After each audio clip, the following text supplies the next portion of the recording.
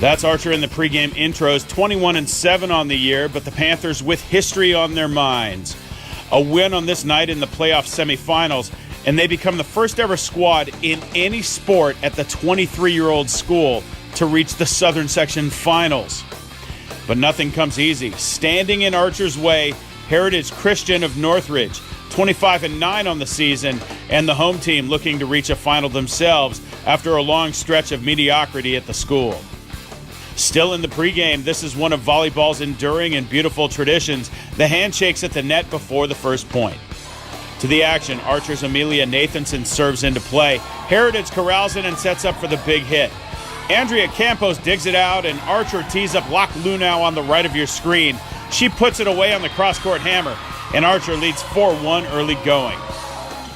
Next point, more Panther magic. Heritage the big smack, but Archer with good defense, and that leads to offense. Andrea Campos to Sydney Johnson. Sydney goes high and hard with the angled cross-court winner, and Archer leads 5-1 in the first. Later, tied at 17, let's listen in on a good point.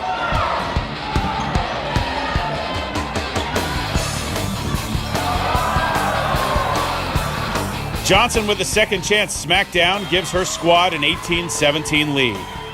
Game point in the first for Archer here. Old Bomb serves into play, and Heritage without much cohesion on the return. That sets up Archer beautifully. Campos tees up Nathanson's screen left, and Amelia with mad hops and the laser to close it out impressively. Archer hangs up a 25-21 win in Game 1 to get things started. Campos serving for Archer late in Game 2.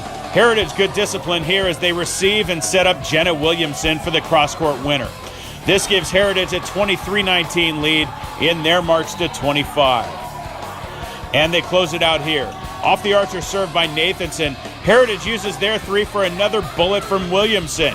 This one catches the back line, and the home team wins Game 2 25-20. They knot up the best of 5 at 1 apiece. And during the break, Assistant Archer Athletic Director Marley Rice did her best to keep the purple-clad fans energized. Would it carry over to the court? Well, not so much in Game 3. Here's game point for Heritage. Luna Wan serving in the far court. She uncorks the unreturnable knuckleball, and the home team posts a third game rout, 25-13 the final. In between games, the Heritage Christian cheerleaders took the floor for intermission entertainment. And now, back to Game 4 action. And something must have flipped in the Archer huddle, because the Panthers roared out of the break and played like the season was on the line, which it was.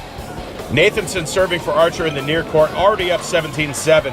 Heritage here sets up the big hit. Nathanson digs it out. Then Campos gets it to Rachel Bohm for the misdirection. That drops, and the visitors build an 18-7 lead in Game 4. So here's game point. Let's give a listen.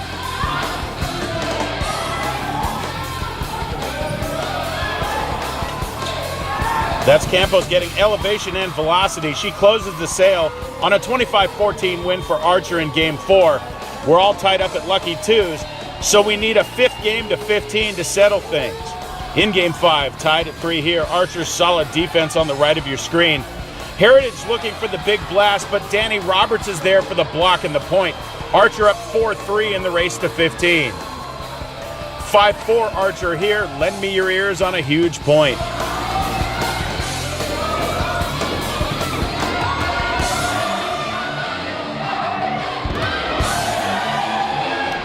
Sydney Johnson for the timely block for Archer. They lead 6-4 in the ultimate Game 5. Continuing with the Sydney Johnson portion of the program, I'm sure Sydney planned this serve off the tape and down on the Heritage side for a point. This gives the visitors a 9-6 lead. 10-6 here, Johnson serving, and Heritage says not so fast. The home team works it around to Williamson's screen right. Jenna goes up and down for the point. 10-7 Archer. And Archer leads 13-11 here. Nathanson serving to get her squad to match point. Heritage gets their signals crossed, and Johnson and Bohm are there with the block. Archer on the precipice of history, 1 point from the finals. And they get it quickly here. Off the Nathanson serve, Heritage sends it back carelessly.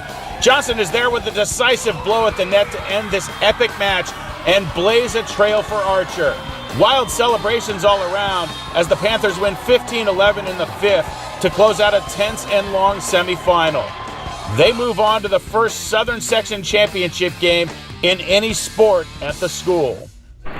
I think it's a really special thing to be considered a part of a team that has made Archer history, and I'm really excited for what the future has to bring for this team. I'm really excited for finals and to see what our competition is, and I know that we're going to kill it. I feel like we just brought all the momentum to our side. We used the home's cheers to cheer us on, and we just ignored all their cheering and brought home a win. I think our energy switch flipped, and I think we all just wanted to really win for each other, and then we started getting on a roll, and that hope started coming back, so that was great.